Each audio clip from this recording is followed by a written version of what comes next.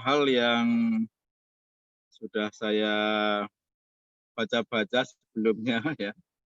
Di antaranya yaitu terkait dengan budaya yang ada di negara kita ini ya. Para mahasiswa bahwa perlu diketahui dengan adanya kemajuan teknologi yang begitu cepatnya, ya, begitu cepat perkembangan teknologi, perkembangan informasi yang begitu cepat, yang ditandai dengan Internet of Things, ditandai dengan adanya pencetakan 3 dimensi ya, pencetakan 3D ya, kemudian juga ada yang kita kenal dengan fintech, insurtech, kemudian adanya belanja online, ya, kemudian dari ekonomi owning ke sharing ya, dan juga kita lihat adanya perubahan-perubahan juga dalam bidang pendidikan yang merupakan juga dalam bidang ini, pendidikan ini merupakan budaya ya. Kemudian adanya percetakan dari 2D ke 3D, 2 dimensi ke 3 dimensi. Kemudian juga adanya mobil tanpa pengemudi ya, mobil tanpa pengemudi ya. Ini akan kita bahas dalam beberapa hal ini. Kemudian juga yang perlu diketahui juga, dan kita akan sangat senang apabila para mahasiswa sudah mengarah kepada budaya ke arah yaitu berpola pikir global dan raih kesuksesan tanpa meninggalkan akar budaya. Ini ya. Baik, mari kita lihat para mahasiswa bahwa di era sekarang ini kita kenal dengan era revolusi industri 4.0 ya. Budaya kita ini sudah mengarah kepada budaya ke arah kepada titik RI 4.0. Revolusi industri 4.0 di mana ditandai dengan adanya tadi Internet of Things, kemudian artificial intelligence, kecerdasan buatan, kemudian juga adanya beberapa penemuan-penemuan baru ya, dari pencetakan 2D ke 3D, 2 dimensi ke 3 dimensi, kemudian juga adanya ekonomi berbagi dari owning ke sharing ya. Ini. Nah, para mahasiswa, apa yang menjadi perlu kita siapkan ya untuk memasuki era yang begitu cepat perubahan-perubahan itu, yaitu yang pertama yaitu adanya kepercayaan, kesadaran, dan kepercayaan diri. Jadi di era yang begitu cepatnya, budaya-budaya yang begitu cepatnya perubahan-perubahan itu, maka kita ini diminta untuk bisa untuk ada kesadaran akan dirinya, ya. Kenal akan diri sendiri ya. Ini mengenal akan diri sendiri atau self awareness ya. Kemudian juga berikutnya tetapkan tujuan-tujuan Anda ya. Jadi dalam bidang budaya ini, maka saya harapkan para mahasiswa untuk bisa mengenal diri sendiri yang pertama, Yang kedua yaitu menetapkan tujuan-tujuan yang jelas, ya. Jadi kalau kita lihat itu dalam bahasa lain itu start from the end, start from the end. Jadi melangkah dari apa yang menjadi tujuan. Jadi melangkah awal itu dari tujuan yang mau akan kita capai itu apa ya. Nah, tujuan yang akan kita capai ini harus kita tetapkan lebih dulu, ya, di mana tujuan yang akan kita capai harus jelas, spesifik dan menantang, kemudian dapat diukur, ya, kemudian realistik, ya, dan ada jangka waktu yang untuk mencapai tujuan itu. Jadi maksud saya begini para mahasiswa, di era yang sekarang ini begitu cepat perubahan-perubahan itu, maka kita harus punya tujuan yang jelas untuk bisa tetap eksis di era sekarang ini ya. Tujuan yang jelas tadi yaitu tujuannya harus spesifik, menantang ya, kemudian dapat diukur, kemudian juga harus realistik dan ada jangka waktunya. Selanjutnya yang perlu kita siapkan juga yaitu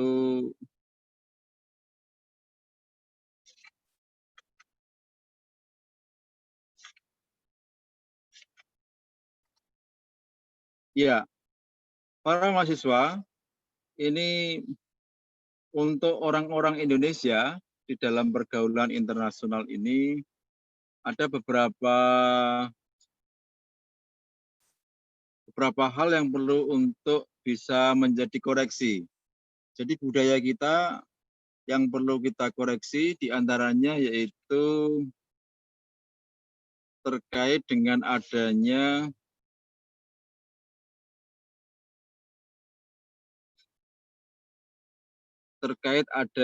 bahwa orang-orang Indonesia itu takut salah, ya, takut untuk salah. Jadi sebelum melangkah itu dia sudah takut untuk nanti jangan-jangan salah. Sehingga dalam beberapa pergaulan internasional yang saya baca dari bukunya Handi Kurniawan, Go Global ini, bahwa orang-orang Indonesia itu banyak yang diam ya. Diam dalam pergaulan internasional, dalam diskusi-diskusi internasional karena khawatir nanti apa yang dikatakan itu salah. Ya, jadi ada semacam kayak satu anggapan bahwa diam itu lebih baik daripada nanti salah. Ya. Ini.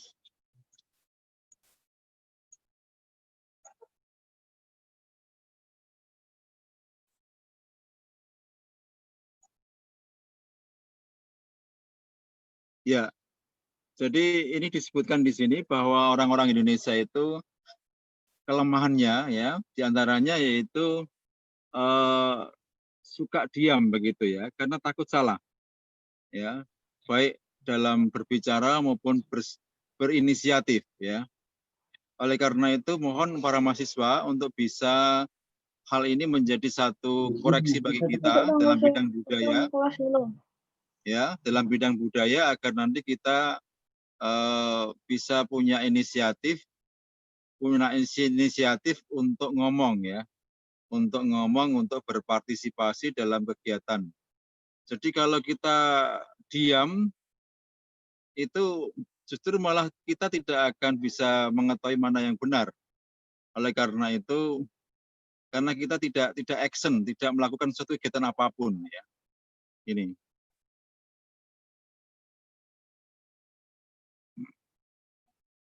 Kemudian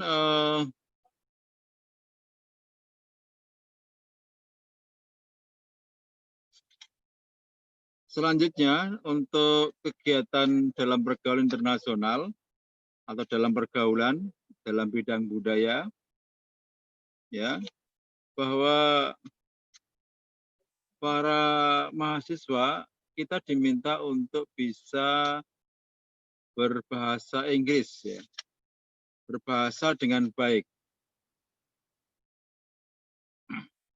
berbahasa Inggris dengan baik. Ternyata bahasa internasional selain bahasa Inggris yang banyak dipelajari oleh banyak negara adalah bahasa Mandarin. Jadi bahasa Inggris itu digunakan oleh 1,8 miliar pengguna, kemudian bahasa Mandarin kurang dari 1,3 miliar. Selanjutnya yang lain Spanyol, Prancis, Arab hanya ratusan juta saja yang memakai. Ya, jadi dalam pergaulan internasional, dalam pergaulan ya, karena bahasa Inggris bukan menjadi bahasa nasional, maka ini menjadi kendala bagi kita ya. Jadi justru malah kita dengan bahasa Indonesia yang kita miliki, maka kita ini menjadi tidak mudah dalam pergaulan internasional ya, karena kita sudah terbiasa dengan bahasa Indonesia. Sedangkan mereka di negara lain itu sudah biasa menggunakan bahasa Inggris menjadi bahasa nasional. Oleh karena itu tantangan bagi kita dalam pergaulan internasional ya dalam bidang budaya untuk bisa kita menggunakan bahasa Inggris. Syukur-syukur para mahasiswa mau untuk belajar bahasa Mandarin. Karena bahasa Mandarin ini bahasa kedua setelah bahasa Inggris. Jadi bukan bahasa Jepang atau Jerman, tapi yang paling banyak setelah bahasa Inggris adalah bahasa Mandarin. Kemudian dalam kemampuan berbahasa ini, kita ada trik ya, yaitu banyak dengar, banyak baca, dan banyak bicara. Banyak dengar, jadi banyak mendengar, banyak membaca, dan banyak bicara untuk bisa berbahasa Inggris. Ya. Nah, demikian di awal perjumpaan kita, para mahasiswa. Sebelum saya lanjutkan, akan kita buka sesi tanya-jawab. Ya, kiranya tadi dari awal banyak saya yang ngomong. Silakan untuk bisa para mahasiswa untuk saya beri kesempatan bisa sharing dan bisa menyampaikan pendapatnya atau usulannya terkait dengan kondisi di era global, terutama dalam bidang budaya, di mana bangsa kita ternyata orang-orang kita perlu untuk segera berbenah dengan adanya perubahan-perubahan begitu cepat ya, yang tadi saya kenal dengan revolusi industri 4.0. Kemudian kita berbenahnya ke arah kepada berbenah untuk bisa menyesuaikan di era global dalam pergaulan internasional ya. Monggo kalau ada pertanyaan bisa atau sharing bisa kita bahas dalam pertemuan ini. Kami persilakan.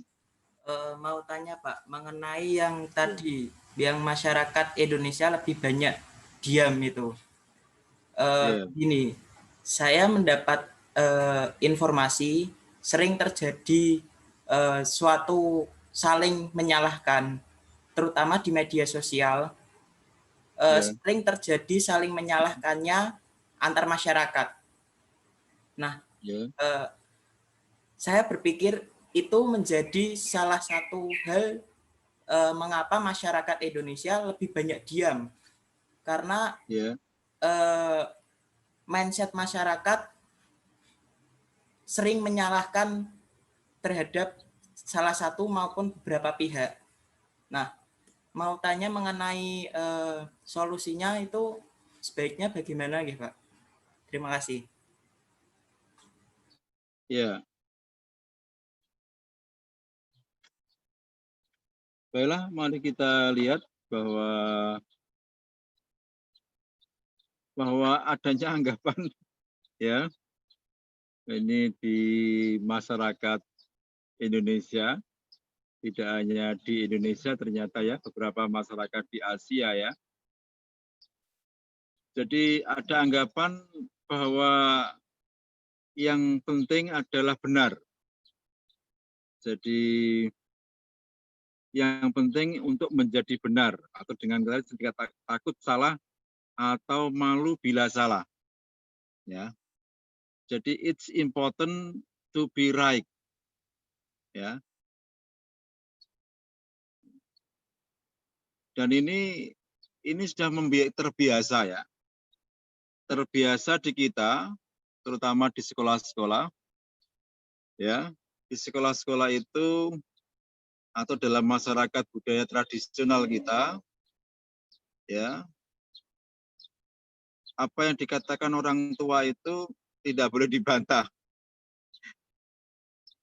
Jadi kalau membantah itu kelihatannya ada semacam kayak ketidakhormatan begitu ya.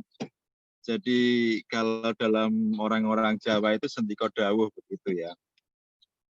Apa yang menjadi perkataan guru, orang tua, pemimpin, ya, itu perlu dihormati. Dan kita, orang-orang kita, mohon maaf ini, juga orang-orang kita itu kalau dikritik, baik orang tua, pemimpin, itu merasa bahwa kritikan itu bukan ke arah kepada esensi kritikannya, tapi menganggap bahwa yang mengkritik itu tidak hormat kepada yang dikritik. Ya, jadi ada anggapan-anggapan yang keliru bahwa pemimpin harus dihormati tanpa reserve, ya, pemimpin, orang tua, ya, seperti itu. Sehingga orang-orang muda, rakyat biasa itu mau usul biasanya ada ewuh bekewuh dan ada semacam kayak kalau usul itu dianggap semacam menentang begitu, padahal isinya adalah berisi kritik yang membangun. Jadi ini perlu ada perubahan-perubahan budaya di kita, menurut saya, baik dari pemimpin, orang tua, ya, yang jangan takut untuk dikritik. Jangan takut, jangan merasa terhina kalau dikritik. Kemudian juga bagi rakyat, bagi siswa, bagi masyarakat juga dibiasakan ya untuk bisa mengkritik yang membangun begitu ya. Untuk bisa mengubah keadaan ini. Jadi memang mengubah sebuah budaya itu sulit ya, sulit ya. Tapi kalau kita tidak memulainya, kapan lagi begitu ya. Jadi yang penting adalah bukannya dari siapa yang mengkritik atau yang usul, tapi apa yang isi dari kritikan atau usulan itu. Dan nanti kalau tidak ada tumbuh untuk saling memberikan usulan atau pendapat, nanti tidak akan cepat pembangunan kita ini. Perubahan-perubahan tidak akan cepat. Ya. Begitu Mas Nur Cahyanti, Mas Zulfikar. Oke Pak, terima kasih. Ya. Mungkin yang lain bisa ada yang mau ditanyakan. Izin bertanya Pak. Ya, monggo. Di era sekarang kan budaya sopan santun itu semakin meluntur. Padahal budaya sopan santun di Indonesia itu sudah mengakar dari sejak zaman dulu. Nah, bagaimana peranan Pancasila dalam upaya mengembalikan lagi budaya sopan santun yang sudah mengakar di Indonesia ini, Pak? Terutama di lingkungan sekolah itu kebanyakan siswa-siswi itu banyak sekali yang gaya bicara ngomongnya itu kurang sopan dengan gurunya, Pak. Terima kasih. Ya. Mas siapa lah tadi? Saya lupa namanya. Mas siapa? Muhammad Saya lupa namanya. Puji Arianto. Mas Puji Arianto ya.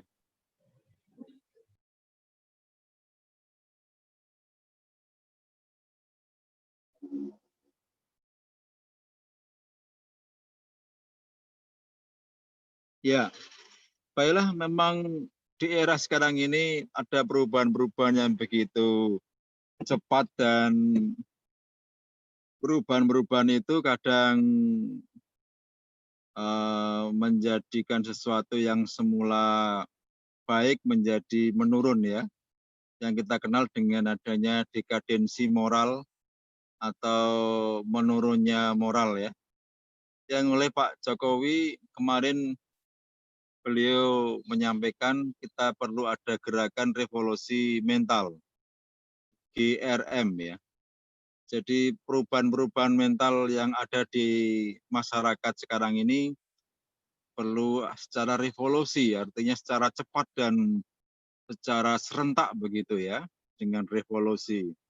Karena begitu mengkhawatirkannya dekadensi moral yang sedang ada, yang mana kalau kita lihat di televisi, di koran, di majalah, dan di berbagai media sosial itu banyak sekali berita-berita terkait dengan adanya kriminalitas, kemudian tindakan amoral, tindakan asusila ya, tindakan-tindakan yang melanggar hukum. Ini seakan-akan berita itu tidak tidak apa nih, artinya selalu muncul terus-menerus begitu ya. Ya, baik. Yang pertama, para mahasiswa, ada kaitannya antara kesejahteraan dalam bidang ekonomi dengan moral ya. Jadi mohon maaf, ini sebetulnya ini saya kaitkan dengan kesejahteraan ya. Orang-orang atau negara, masyarakat yang sejahtera biasanya itu dia secara emosionalnya akan tenang. Emosionalnya tenang, ya, secara psikis dia juga tenang begitu, ya, sehingga dia ke arah mencari jalan yang ketenangan, kemudian kedamaian begitu, itu menjadi tujuan. Tetapi bagi masyarakat-masyarakat tertentu yang mana masih secara ekonomi belum mantap, di mana dia kerja malam, kerja keras dengan tenaga ya, dengan banyaknya kebutuhan-kebutuhan yang ada, ya, ini akan mempengaruhi pada pola pikir, pola tindak, pola sikap dan tingkah laku. Ya. Jadi kalau kita ibaratkan itu banyak ya orang-orang yang memikirkan banyak hal, ya, banyak hal yang mana pikiran itu bisa menjadikan stres atau setengah stres itu berimplikasi atau berimbas pada tingkah laku dari orang tersebut. Ya. Nah, ini kita lihat kenapa di negara kita ini banyak terjadi adanya tindakan-tindakan kriminalitas, amoral, asusila. Itu gara-gara tadi, yaitu secara ekonomi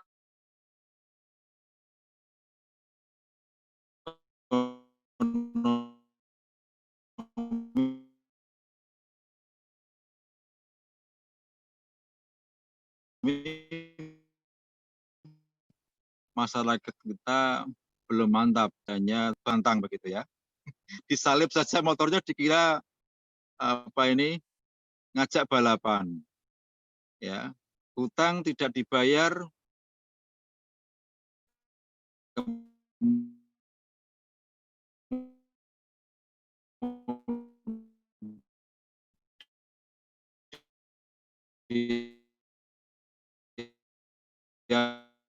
yang menghutangi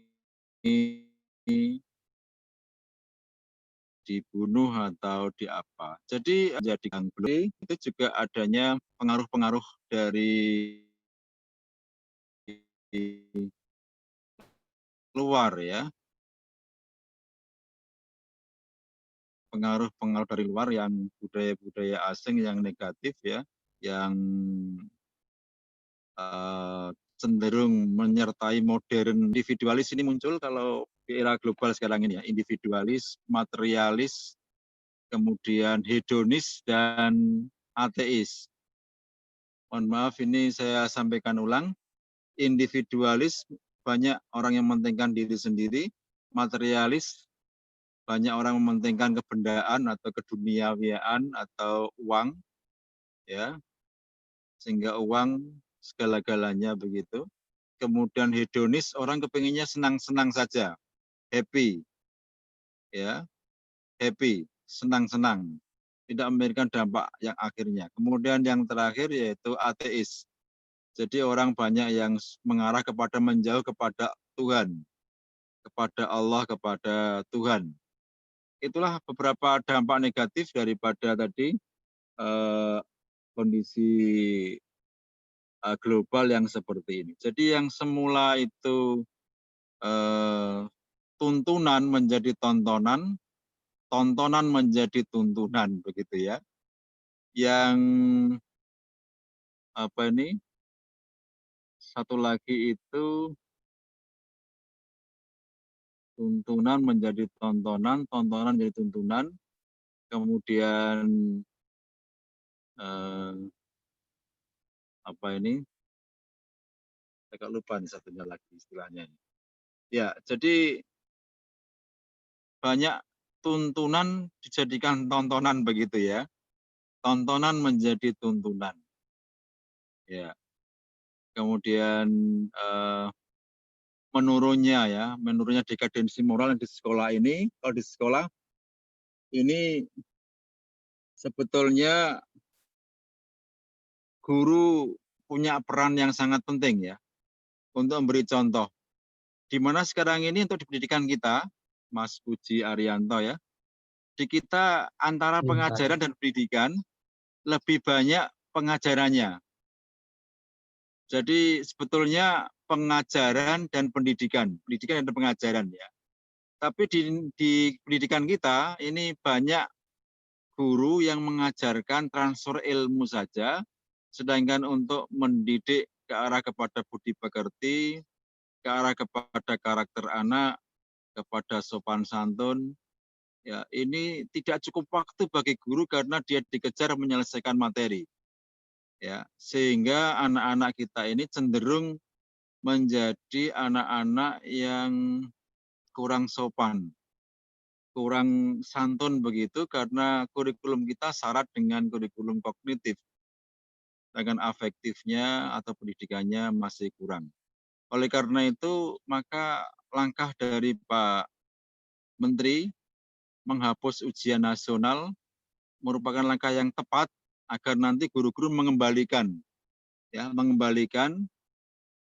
pentingnya pendidikan dari di samping pengajaran begitu ya. Jadi di samping mengajar yang mendidik akhlak, sikap, tingkah laku. Dan ini guru menjadi contoh dalam mendidik karakter anak dan harus memberi kesempatan yang luas untuk anak-anak diberi kesempatan untuk dibimbing, diarahkan untuk ke arah kepada budi pekerti, karakter yang ideal. Secara pelan-pelan. Tidak perlu harus mengejar materi harus selesai begitu ya. Sedangkan karakter anak ternyata tidak baik. Jadi ini perlu ada perubahan ya. Perubahan KI 1 dan 2 menjadi yang utama, kemudian mendasari pada KI 3 dan 4. Ini. Begitu Mas Puji Arianto. Oke Pak, terima kasih. Ya. Ya. Baik, ini tantangan bersama bagi kita untuk bisa mengubah kondisi ya, agar nanti kita selain mengajar juga mendidik. Ya. Baik, ada yang lain barangkali?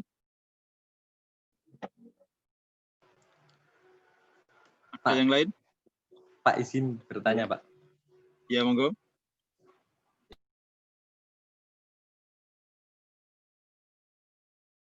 Kita diakui oleh negara lain, Pak. Sikap kita bagaimana? Terima kasih, Pak. Siapa namanya? Namanya siapa, Darul Hafidin, Pak. Darul Hafidin. Darul Hafidin. hafidhin.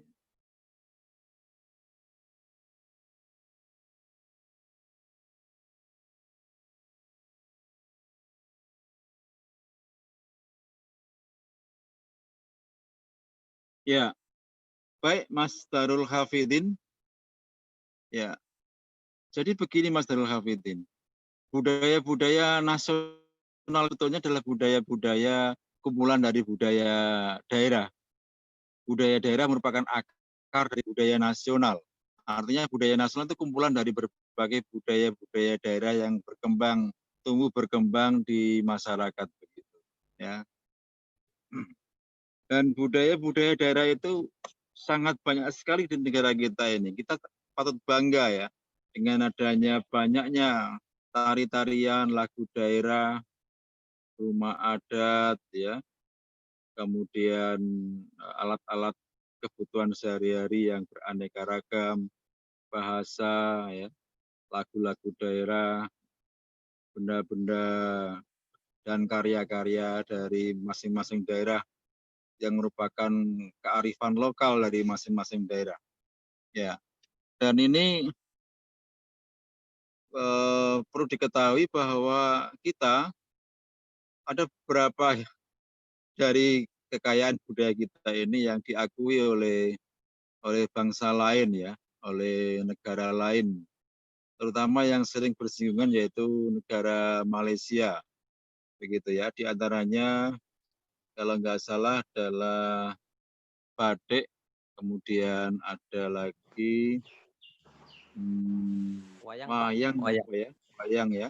Wayang. Kemudian setelah wayang, batik, dan apa reok apa ya kemarin itu ya. Ya. Jadi para mahasiswa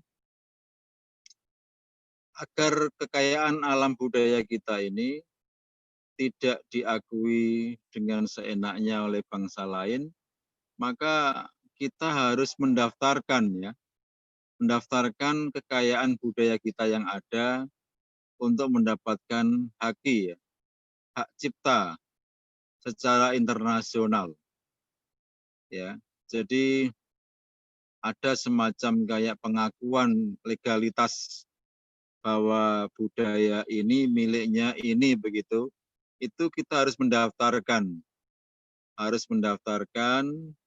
harus menyampaikan persyaratan-persyaratan secara legal agar nanti ada pengakuan secara internasional bahwa batik atau tadi wayang atau yang lain ya untuk bisa